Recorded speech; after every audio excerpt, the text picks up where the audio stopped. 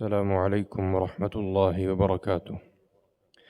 إن الحمد لله نحمده ونستعينه ونستغفره ونؤمن به ونتوكل عليه ونعوذ بالله من شرور أنفسنا ومن سيئات أعمالنا. من يهده الله فلا مضل له ومن يضلل فلا هادي له. وأشهد أن لا إله إلا الله وحده لا شريك له، وأشهد أن محمدًا عبده ورسوله. أما بعد، فأعوذ بالله السميع العليم من الشيطان الرجيم. يا أيها الذين آمنوا اتقوا الله حق تقاته ولا تموتن إلا وأنتم مسلمون. يا أيها الناس اتقوا ربكم الذي خلقكم من نفس واحدة وخلق منها زوجها وبث منهما رجالا كثيرا ونساء. واتقوا الله الذي تساءلون به والأرحام إن الله كان عليكم رقيبا. يا أيها الذين آمنوا اتقوا الله وقولوا قولا سديدا يصلح لكم أعمالكم ويغفر لكم ذنوبكم، ومن يطع الله ورسوله فقد فاز فوزا عظيما. أما بعد، فإن أحسن الكلام كلام الله، وخير الهدي هدي محمد صلى الله عليه وسلم، وشر الأمور محدثاتها، وكل محدثة بدعة، وكل بدعة ضلالة، والضلالة في النار.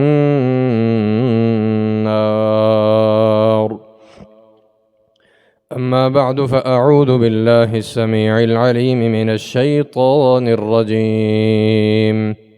وإذا سألك عبادي عني فإني قريب أجيب دعوة الداع إذا دعاني فليستجيبوا لي وليؤمنوا بي لعلهم يرشدون۔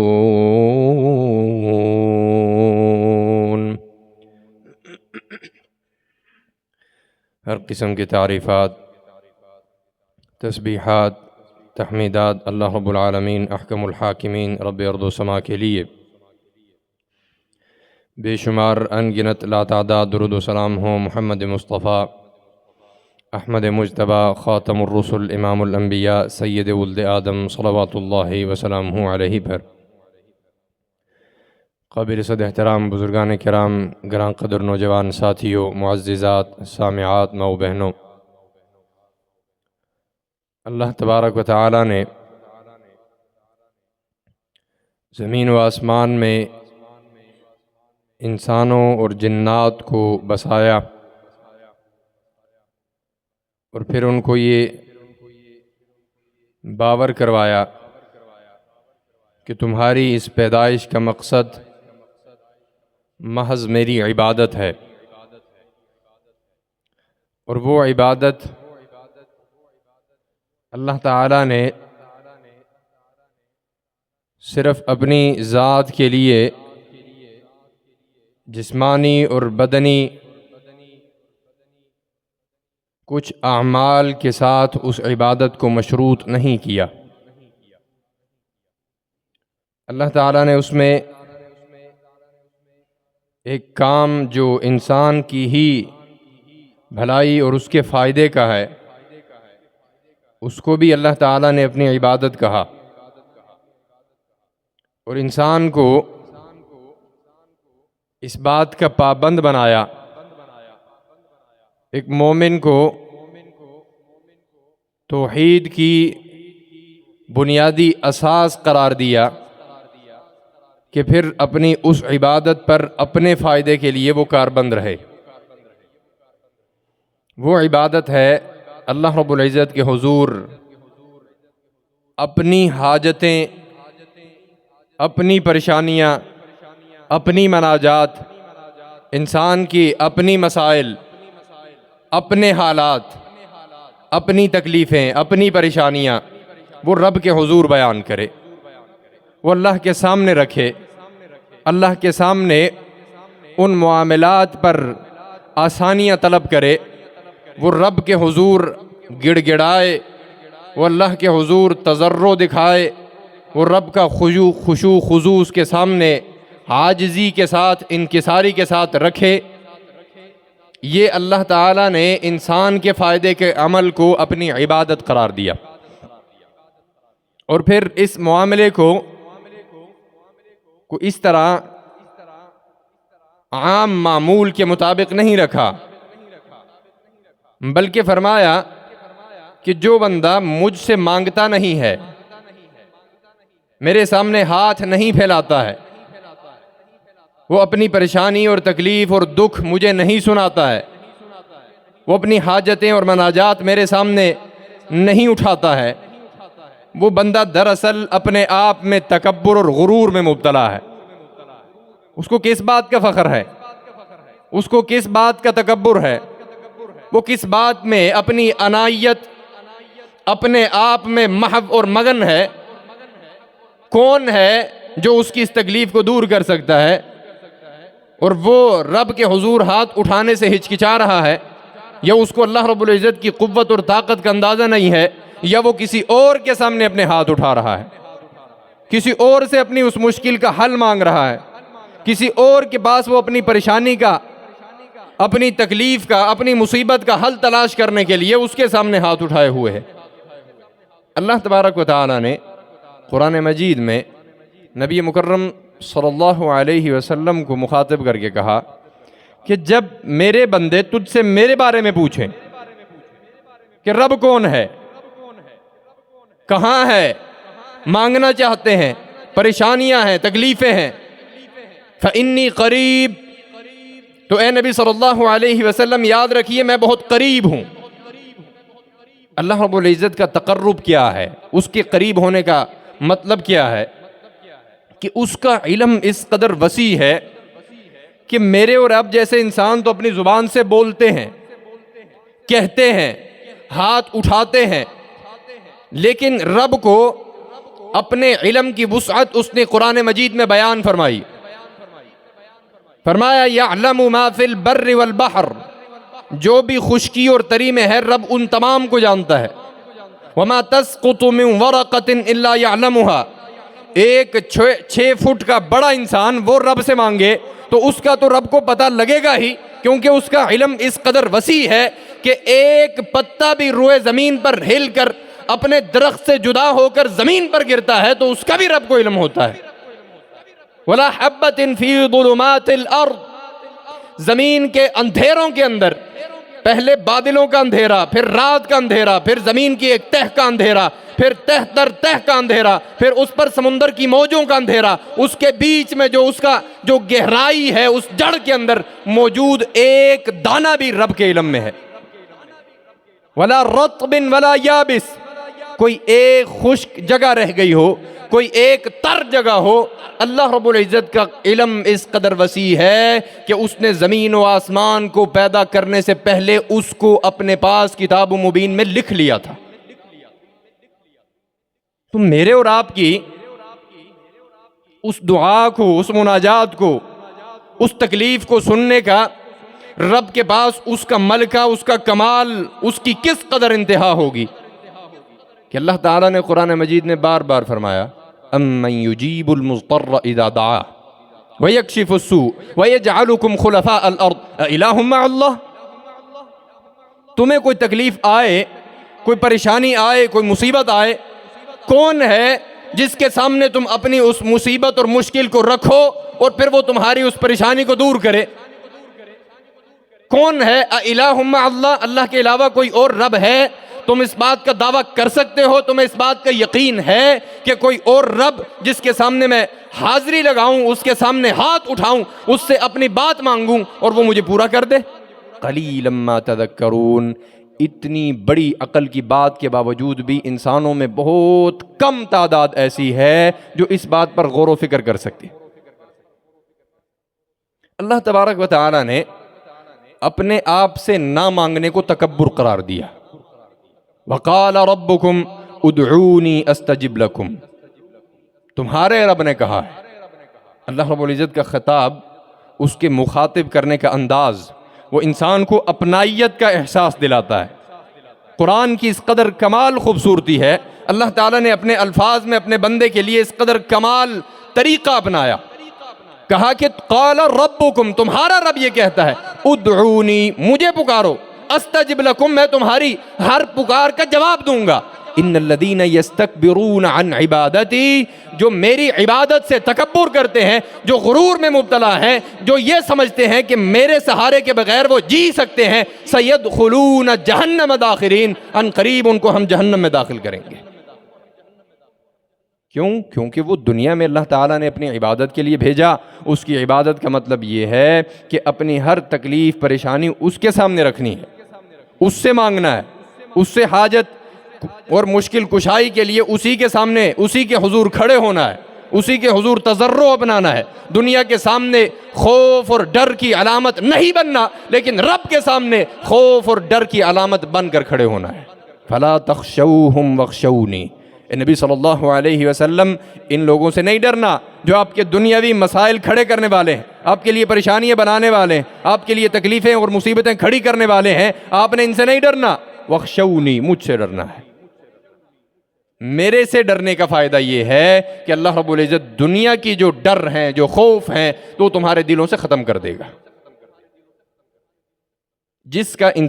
انسان کا رب سے جتنا گہرا تعلق اور ربط ہوگا، اللہ رب العزت اس کے دل سے دنیاوی خوف، دنیاوی پریشانیاں اور مصیبتیں اسی قدر اس کی ختم کر دے گا۔ لیکن رب سے تعلق ہی نہ ہو،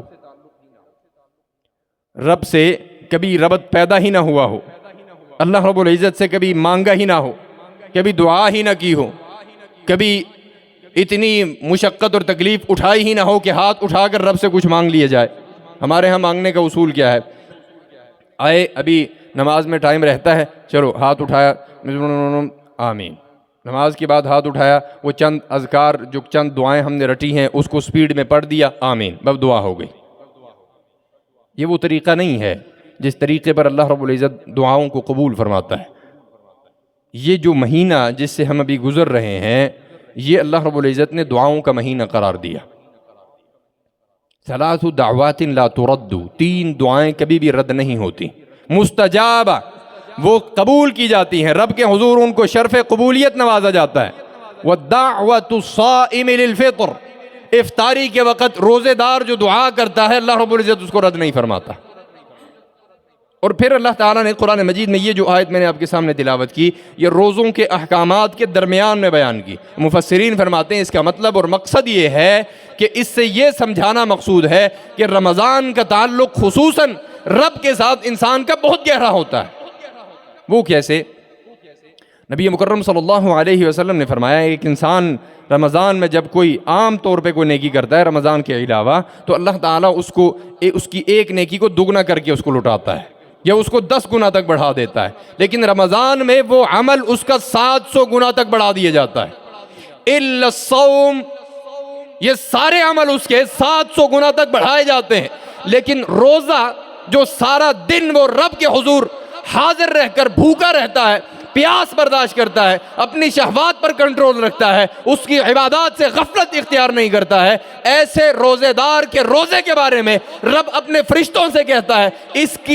اس کا اجر اور ثواب تم نے نہیں لکھنا ہے، اس نے یہ روزہ میرے لیے رکھا ہے، میں خود اس کا اجر و ثواب دوں گا جس کا کوئی حساب کتاب نہیں ہے۔ اور جب انسان روزہ رکھتا ہے اس کا معدہ خالی ہوتا ہے، نتیجتاً اس کے منہ سے بدبو آتی ہے۔ اور دنیا کے سامنے جب آپ بولیں گے، بات کریں گے، بدبو آئے گی، ہر انسان آپ سے ناک چڑھائے گا، لیکن رب کے حضور ایک ایسے روزے دار کا جس نے ایمان اور احتساب کی حالت میں ثواب کی نیت سے خلوص کے ساتھ خالص رب کے لیے روزہ رکھا، اس روزے دار کے منہ کی بدبو اللہ رب العزت کے ہاں کستوری کی خوشبو سے بھی زیادہ اہمیت رکھتی ہے۔ اب اس قدر فضیلت والی حالت میں ہونے کے باوجود بھی انسان رب سے اپنے لیے کچھ مانگ ہی نہ سکے تو وہ کس قدر بڑا غافل انسان ہے اور بدبخت انسان ہے کہ اس کو اتنی سی توفیق نہ ہو سکے کہ وہ رب کے سامنے کھڑا ہو سکے، اس سے خشوع خضوع کے ساتھ مانگ سکے۔ نبی مکرم صلی اللہ علیہ وسلم نے فرمایا ان اکرم شیء عند اللہ اللہ کے ہاں سب سے اکرم، سب سے معزز بندہ وہ ہے، سب سے اچھا عمل یہ ہے کہ انسان رب کے حضور کھڑا ہو کر اس سے سوال کرے۔ یہ اس بات کی علامت ہوتی ہے کہ یا اللہ میں تیرے سامنے کمزور ہوں، میں تیرا ایک کمزور ناتواں آدمی ہوں، تو نے مجھے پیدا فرمایا اور میں تیرا ہی محتاج ہوں۔ اور کیا ہی خوبصورت الفاظ ہیں نبی مکرم صلی اللہ علیہ وسلم کے، آپ نے فرمایا یا رب تیرے علاوہ،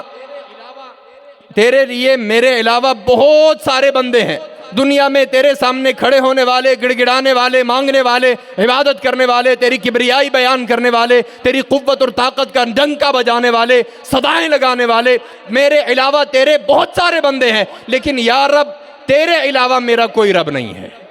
جس کے سامنے میں مانگ سکوں، جس سے اپنی مشکلات اور پریشانیوں کا حل تلاش کروں، جس کے پاس میں اپنے دل کی بات کر سکوں، جس سے تضرع اور عاجزی اور انکساری کے ساتھ مانگ سکوں، یا رب تیرے علاوہ میرا کوئی نہیں ہے۔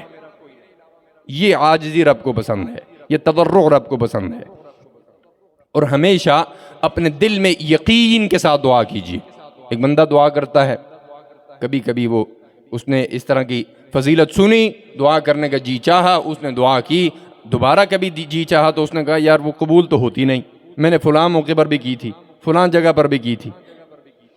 اور انسان اس کو یقین نہیں ہوتا، وہ اپنے یقین کے بغیر ایک دفعہ ہاتھ اٹھایا اور چلا گیا۔ یاد رکھیے نبی مکرم صلی اللہ علیہ وسلم نے فرمایا جب بھی تم میں سے کوئی دعا کرے تو وہ پورے یقین کے ساتھ دعا کرے کہ اللہ رب العزت میری اس دعا کو سنے گا اور قبول کرے گا۔ اور یقین کی کیفیت انسان پر کب آتی ہے؟ جب اس کو اندازہ ہو کہ رب کی طاقت کیا ہے، اللہ کی شان کیا ہے، اس کا کمال کیا ہے۔ اس یقین کو ہمارے ہاں لوگوں نے عجیب عجیب طریقوں سے توڑ دیا، اللہ تعالیٰ کو عام انسان جیسا بنا کر پیش کیا۔ اللہ رب العزت تو جی بہت بڑی ذات ہے، ہمیں ڈائریکٹ اس سے نہیں مانگنا چاہیے، ابھی اللہ سے ڈائریکٹ مانگیں گے تو ہماری کیا اوقات ہے، ہماری اتنی اہمیت نہیں ہے کہ ہم اللہ تعالیٰ سے ڈائریکٹ مانگے، بجائے اس کے کہ ہم بیچ میں کسی اور شخص کا واسطہ اور وسیلہ ڈالیں گے اور پھر اس تک بات پہنچائیں گے، وہ اللہ تک پہنچائے گا۔ اللہ تعالیٰ کا کمال کیا ہے؟ نبی مکرم صلی اللہ علیہ وسلم نے فرمایا، اللہ فرماتا ہے یا عبادی انی حرمت الظلم علی نفسی وجعلتہ بینکم محرما فلا تظالموا، اے میرے بندو میں نے اپنی ذات پر ظلم کو حرام قرار دے دیا ہے، سو تم بھی اپنے آپ پر ایک دوسرے پر ظلم مت کرو۔ اور سنو کون ہے جو تمہیں ہدایت دے گا؟ میرے علاوہ کوئی بھی تمہیں ہدایت دینے والا نہیں ہے، تم میں سے ہر ایک گمراہ ہے سوائے اس کے جس کو میں ہدایت دے دوں، سو تم مجھ سے ہدایت مانگو۔ تم میں سے ہر ایک بھوکا رہے گا سوائے اس کو جس کو میں کھلاؤں، سو تم مجھ سے کھانا مانگو۔ اور تم میں سے ہر ایک بے لباس اور ننگا ہے سوائے اس کے جس کو میں لباس پہناؤں، سو تم مجھ سے لباس مانگو۔ اور یاد رکھو میری قوت اور شان اس قدر بلند ہے کہ زمین پر موجود سارے انسان، سارے جنات، وہ ایک ایسے آدمی کے دل کی طرح ہو جائیں جو متقی ترین آدمی ہے، وہ سارے مل کر بھی میری بادشاہت میں رتی برابر زیادہ اس کو بڑھا نہیں سکتے، فائدہ نہیں پہنچا سکتے۔ اور اگر ساری دنیا کے انسان ایک فاسق آدمی کے دل کی طرح ہو جائیں، ایک ظالم آدمی کے دل کی طرح ہو جائیں، گناہگار آدمی کی طرح ہو جائیں، وہ سارے مل کر بھی میری بادشاہت میں کسی قسم کا کوئی نقصان نہیں کر سکتے۔ وَاعْلَمْ، اور یہ جان لو، سن لو، لَوْ أَنَّ أَوَّلَكُمْ وَآخِرَكُمْ، حضرت آدم سے لے کر قیامت تک جتنے انسان آنے ہیں، جتنے جنات آنے ہیں اور آ چکے ہیں، سب کے سب اگر ایک میدان میں جمع ہو جائیں، ایک ہی جگہ پر اکٹھے ہو جائیں اور بیک وقت رب سے مانگیں، اور جو ان کا جی چاہے، جو دل میں آئے، جتنی تمنا ہو، ساری کی ساری رب سے مانگیں، اور اللہ نے جو کچھ انہوں نے مانگا سب کو وہ عطا بھی کر دے۔ فرمایا پھر بھی رب کے خزانے میں اتنی کمی واقع نہیں ہوتی جتنا بندہ ایک سوئی سمندر میں مارے اور پھر اس کو نکالے، اس سوئی کے ساتھ جتنا پانی آتا ہے اس سے سمندر کو جتنا فرق پڑتا ہے، رب کے خزانے کو اتنا فرق بھی نہیں پڑتا۔ اب اتنی بڑی ذات، اتنی شان والا، اتنی عظیم منقبت والا، اتنی فضیلت والا اور اتنا عظیم الشان رب، اس سے ہم مانگتے ہوئے یہ کہیں اور ہمارا ایمان اور یقین اس قدر خالی ہو، ہم کہیں اللہ تعالیٰ بڑی بلند ذات ہے، بڑا مصروف ذات ہے، ہم کسی اور کے ذریعے سے مانگے تو یہ رب العزت کی بہت بڑی توہین ہے، اور اللہ رب العزت ایسے آدمی پر اپنا غضب اور قہر نازل کرتا ہے۔ اور ایمان اور یقین کی کیفیت کا اندازہ اس سے کریں، حضرت حفصہ رضی اللہ تعالیٰ عنہ فرماتی ہیں، حضرت عمر کی بیٹی تھیں، ام المؤمنین، نبی مکرم صلی اللہ علیہ وسلم کی زوجہ مطہرہ تھیں، فرماتی ہیں کہ میرے والد اکثر یہ دعا کیا کرتے تھے کہ اللہ مجھے شہادت کی موت دے لیکن اپنے نبی کے شہر میں دے۔ فرماتی ہیں کہ میں یہ کہا کرتی کہ میرے والد یہ دعا کیسے کرتے ہیں، حالانکہ مدینہ میں امن و امان ہے، مسلمانوں کا دارالخلافہ ہے، مسلمانوں کا جو مین دارالحکومت ہے، اور مسلمانوں کی سلطنت اس قدر وسیع ہے کہ تقریباً 13 ممالک کی ایک فیڈریشن قائم ہے، مسلمان اتنی بڑی وسعت کے ساتھ طاقتور ہوتے چلے گئے ہیں، اب مدینہ میں آ کر کیسے کوئی جہاد کرے اور حضرت عمر کو یہاں پہ شہادت نصیب ہو؟ وہ فرماتی ہیں کہ میں اپنے والد کی اس دعا پر بڑا حیران ہوا کرتی تھی، لیکن میرے والد اس قدر یقین کے ساتھ، اعتماد کے ساتھ، کامل ایمان کے ساتھ ہمیشہ رب سے یہی دعا کرتے رہتے، اور پھر رب نے حضرت عمر کی اس دعا کو قبولیت ایسے بخشی کہ حضرت عمر اللہ کے نبی کے شہر میں تھے، نبی کی مسجد میں تھے، نبی کے مصلی پر تھے، نماز پڑھا رہے تھے، ایک مجوسی غلام آیا اور حضرت عمر کو اس نے نماز کی حالت میں زخمی کر کے اسی حالت میں ان کو شہید کر دیا گیا، اور اللہ رب العزت نے ان کی اس دعا کو قبول کر لیا۔ وہ ایمان ہے، وہ یقین کا کمال ہے، وہ اللہ رب العزت پر تضرع کا کمال ہے، وہ ان کے یقین کی انتہا ہے جس کو اللہ رب العزت نے کمال بخشا، اور ان کو نبی کے شہر میں، نبی کی مسجد میں اور نبی کے مصلی پر شہادت نصیب ہوئی۔ اور عزیزان گرامی، ایک بات یاد رکھیے، جو انسان کی دعاؤں کی قبولیت میں بہت بڑا فرق ڈالتی ہے جو چیز، ان میں سے ایک چیز اس کا کھایا ہوا لقمہ ہے۔ نبی مکرم صلی اللہ علیہ وسلم نے فرمایا، ایک بندہ وہ اپنے گھر سے نکلا، اس نے پیسہ بھی لگایا، اس نے وقت بھی لگایا، اس نے اپنی توانائی بھی صرف کی، اس نے اپنا اتنی بڑی مصیبت اٹھا کر اتنا لمبا سفر کیا اور مکے میں پہنچا۔ مکہ پہنچ کر اس نے اللہ کا گھر دیکھا، کعبہ کے اندر اپنے ہاتھ اٹھائے اور کہا، یا ربی، اے میرے رب، یہ حاجت لے کے آیا ہوں، یہ پریشانی لے کر آیا ہوں، یہ تکلیفیں اٹھا کر آیا ہوں، یہ مصیبتیں اور مشقتیں تیرے حضور حاضر کرنے آیا ہوں، اے میرے رب، یہ پریشانی ہے، یہ مصیبت ہے، یہ تکلیف ہے، سب کچھ رب کے سامنے رکھا۔ اللہ تعالیٰ فرماتا ہے، اب رب سے یہ بندہ دعا کر رہا ہے، مانگ رہا ہے، ہاتھوں کو پھیلائے ہوئے ہے، لیکن عجیب بات یہ ہے، مطعمہ حرام، اس بندے کا ایک ایک لقمہ حرام کا ہے، مشربہ حرام، اس کا پیا ہوا پانی حرام کا ہے، اور اس کا وغذی بہ حرام، اس کی ساری غذا حرام کی ہے، لباس جو پہن کر آیا ہے وہ بھی حرام کا ہے، جس پیسے پر سفر کر کے آیا ہے وہ بھی حرام سے کمایا ہے، انا یستجاب لکم، رب اس کی دعا کو کیسے قبول کرے؟ حضرت سعد ابن ابی وقاص رضی اللہ تعالیٰ عنہ کی دعا بڑی قبول ہوا کرتی تھی۔ صحابہ نے انہیں پوچھا کہ اے سعد، ہمیں بتلائیے آپ کی اس دعا کی قبولیت کا راز کیا ہے؟ حضرت سعد نے فرمایا، کوئی ایک لقمہ جو میں اپنے منہ میں ڈالتا ہوں، مجھے اس ایک ایک لقمے کا پتہ ہوتا ہے کہ میں نے اس کو کہاں سے کمایا ہے اور کیسے کمایا ہے۔ حلال کی کمائی اللہ رب العزت کا قرب نصیب کرتی ہے، اس کا تقرب اس حلال لقمے سے آتا ہے۔ اگر انسان کا اپنا کھانا پینا، اٹھنا بیٹھنا، اپنے بچوں کی کفالت، وہ ساری کی ساری حرام کی کمائی پر ہے، تو پھر اس کی اللہ رب العزت کے ساتھ وہ تقرب، وہ تعلق قائم نہیں ہو سکتا، اس کی دعاؤں کو شرف قبولیت اللہ نہیں نوازتا۔ اور دوسری چیز، تواضع، عجز اور انکساری، یقین اور ایمان کے ساتھ اللہ رب العزت کے حضور گڑ گڑا کر دعا کرنا۔ ایسا نہیں ہے کہ خود سیٹھ بن کے دعا، یا اللہ ضرورت تو نہیں ہے، اگر تو دے دے تو، یا اللہ اگر تو چاہے تو دے دے۔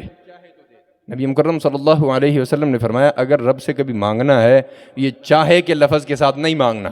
اعتماد کے ساتھ، یقین کے ساتھ، تضرع اور خفیہ رب العزت سے مانگنا ہے۔ ادعوا ربکم تضرعا وخفیہ، اپنے رب سے مانگو پورے ایمان کے ساتھ، تضرع کے ساتھ، خشوع خضوع کے ساتھ گڑ گڑا کر اور خفیہ طریقے سے رب سے مانگنا، یا اللہ مجھے عطا کر دے، یا اللہ اس کو میرے لیے بہتر فرما دے، یا اللہ اس میں خیر کو جمع کر دے۔ اللہ رب العزت سے اس اعتماد کے ساتھ مانگنا ہے۔ اور پھر یہ یاد رکھیے کہ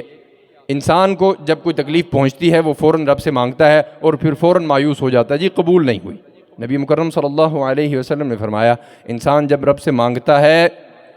3 کاموں میں سے کوئی ایک کام ہوتا ہے، یا اللہ رب العزت اس کی دعا کو قبولیت سے نواز کر جو اس نے مانگا جیسے مانگا وہ اس کو عطا کر دیتا ہے، یا پھر اس دعا کو آخرت کا ذخیرہ بنا دیتا ہے، دنیا میں اس کو اس کا فائدہ نہیں پہنچاتا لیکن اس کو آخرت کا ذخیرہ بنا دیا جاتا ہے۔ اور تیسرا فائدہ اس کو یہ ہوتا ہے اس دعا کی وجہ سے جو اس کو کوئی تکلیف پہنچنے والی تھی اللہ رب العزت وہ تکلیف اس سے دور کر دیتا ہے۔ اب انسان کو نہیں معلوم ہے کہ اس نے اس سے کون سا فائدہ اٹھایا۔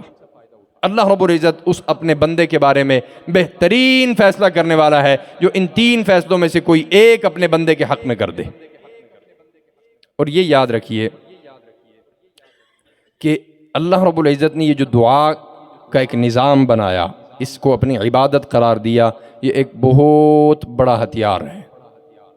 اس دنیا میں سب سے مضبوط اور طاقتور اور سب سے کمال رکھنے والی ذات اگر کوئی ہو سکتی ہے تو وہ انبیاء کرام کی ہے، لیکن انبیاء کرام کے پاس سب سے مضبوط ہتھیار دعا کا تھا۔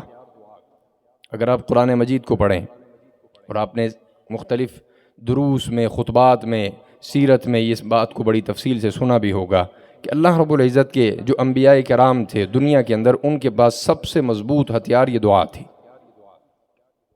اللہ رب العزت نے ان دعاؤں کو قرآن مجید میں بڑی جگہ نقل کیا۔ میں ایک مثال صرف آپ کے سامنے رکھتا ہوں جو ہمارے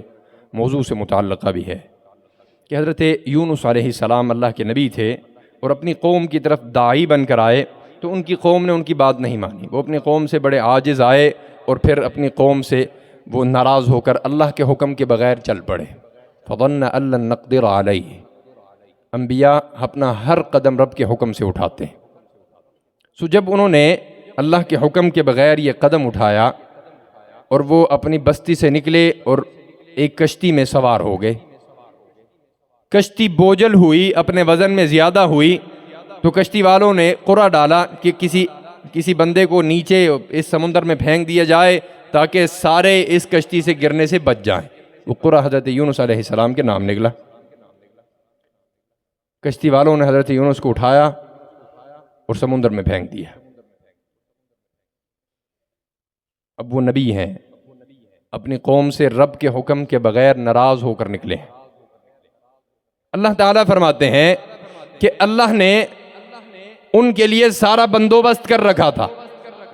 پھر انہوں نے ان کو جب اٹھا کر سمندر میں پھینکا گیا، ایک بہت بڑی مچھلی رب کے حکم سے اپنا منہ کھولے انتظار میں تھی، اور حضرت یونس کو پھینکا گیا تو اس مچھلی نے بغیر ان کو چبائے اپنے پیٹ کے اندر نگل لیا۔ فنادا فی الظلمات، ان اندھیروں کے اندر جو مچھلی کے پیٹ کا اندھیرا ہے، جو سمندر کی گہرائی کا اندھیرا ہے، جو اس کی موجوں کا اندھیرا ہے، پھر بادلوں کا اندھیرا ہے، آسمان کا اندھیرا ہے، رات کا اندھیرا ہے، ان سارے اندھیروں کے سامنے یونس کو معلوم پڑ گیا کہ اس موقع پر صرف ایک ذات ہے جس کو پکارا جا سکتا ہے اور وہ میری حاجت اور مناجات کو پورا کر سکتی ہے۔ فنادا فی الظلمات، انہوں نے اس اندھیروں میں پکارا، لا الہ الا انت، اے اللہ تیرے علاوہ کوئی معبود نہیں ہے جس کی عبادت کی جا سکتی ہو، سبحانک، اے اللہ تو پاک ذات ہے، انی کنت من الظالمین، میں نے خود اپنی جان پر ظلم کیا ہے، یا رب تو نے مجھ پر کوئی ظلم نہیں کیا۔ اللہ تعالیٰ نے قرآن مجید میں دوسری جگہ پر فرمایا لَلَبِثَ فِي بَطْنِهِ إِلَى يَوْمِ يُبْعَثُونَ، اگر فلولا انہ کان من المسبحین، اگر وہ رب کو پکارنے والا نہ ہوتا، اس کی پاکی بیان کرنے والا نہ ہوتا، اگر اس کی تسبیح بیان کرنے والا نہ ہوتا، رب کے سامنے اپنی عاجزی کو ظاہر نہ کرتا، اپنی پریشانی رب کے سامنے نہ رکھتا، ان اندھیروں میں رب کو نہ پکارتا، فرمایا کہ وہ قیامت تک اس مچھلی کے پیٹ میں رہتا اگر وہ رب کو نہ پکارتا۔ پھر نبی مکرم صلی اللہ علیہ وسلم نے فرمایا جو بندہ یہ چاہتا ہے کہ اس کی دعا کو رد نہ کیا جائے، وہ بندہ حضرت یونس علیہ السلام کی اس دعا کے ساتھ اپنی دعا کا آغاز کیا کرے، لا الہ الا انت سبحانک انی کنت من الظالمین۔ یہ دعا کی قبولیت کی کہ تیسرا طریقہ اور تیسری شرط ہے کہ انسان عاجزی کے ساتھ کرے، انسان اللہ رب العزت پر کامل ایمان اور یقین کے ساتھ دعا کرے، اور پھر اللہ رب العزت کی پاکی بیان کر کے، اس کی حمد بیان کر کے، اس کی تعریف بیان کر کے، اس کی قوت اور شان بیان کر کے، اس کی عظمت بیان کر کے پھر اس کے سامنے اپنی حاجت رکھے۔ اللہ رب العزت اس بندے کی دعا کو قبول فرماتا ہے۔ اللہ رب العزت مجھے اور آپ کو بات سننے، سمجھنے اور اس پر عمل کی توفیق عطا فرمائے۔ وآخر دعوانا ان الحمد للہ رب العالمین۔